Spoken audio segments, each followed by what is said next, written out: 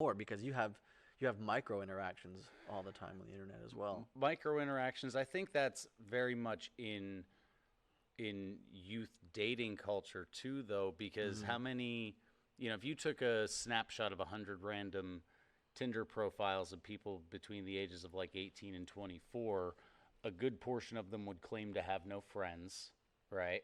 And if that Hmm. claim is true, Yeah.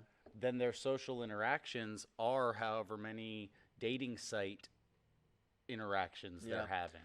Um, I remember there was a poll done recently, and I can't remember the information. I don't have it on hand, but they polled people and said, "How many of you have what you would consider a close friend?" And I think it was over half of people said they don't even have a close friend, A close a friend. single close I don't friend. even own a gun, let alone many guns that would necessitate an Yeah, entire yeah. rack. So what the the digitalization of our communities, which is so great, but it's a double-edged sword because now you fell into the trap. You dug the hole, but you made it 8 feet tall, and now you can't climb back out without a hand. So Sure. you don't have that friend. You don't have Yeah. one single friend to get you out of the hole you dug, which is your digital relationships. Yeah. And it's not just digital relationships. We can't, I don't want people to think we're singling out indoor kids. Hmm.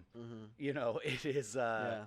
drug addiction does the same thing to people. Anything that you're doing more than you should be doing will ultimately lead to where you have no friends. Yeah. Being obsessive or tunnel visioned about anything Hmm. will lead you to that place because nobody wants to hang out with somebody that just goes in a circle on that same stuff all the time. So it's not just the internet. It's a lot of the ways Yeah. that we interact now. But I think even those situations are also sort of a built-in response to the lack of natural physical communities, you know, Hmm. and I do think that a lot of it does tie directly to the decline of church attendance because like I remember as a 6, 7, 8 year old, Sunday school was something to look forward to because not only did I get to see some of my friends from school that I loved seeing every day Hmm. in another place, and we got to like run around a little bit and Yeah. go down to the candy store in Yeah. between Sunday school and church, but I also had 4 or 5 other friends Yeah. that I only saw there.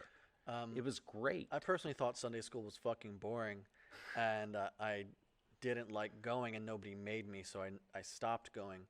But that reminds me of an anecdotal story from my past where I had, an ex-girlfriend who we were getting serious, and we were talking about the future, and even though neither of us were religious, she said, if we have kids, we have to pick what church we're going to. I'm like, why are we going to pick what church we're going to?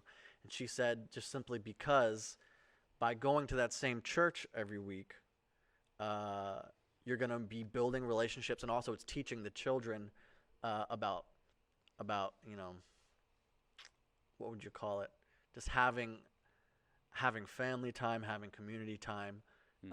and then exactly the experience that you're talking about with Sunday school, how that can help build children and build communities. And I thought it was kind of crazy, but I thought about it, and it's a fucking good idea. And I'm not very religious now, but more than I was then. So it's only kind of solidified as I've moved on in time that physical things like that are a very good idea. And whether you want to be secular, having something like that, Hmm. any kind of physical positive community, Hmm. is going to be very good, especially. I